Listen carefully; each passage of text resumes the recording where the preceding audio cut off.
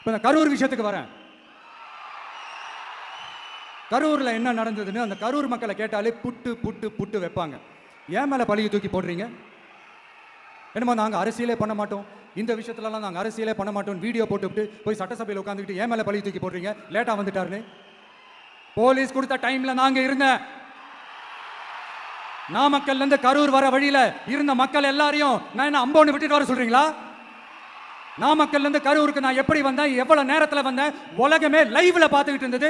வாய் கூசாம ஏன் மேலே பழி தூக்கி போடுறீங்க? ஒரு மனசாட்சின்றது வேணாம்?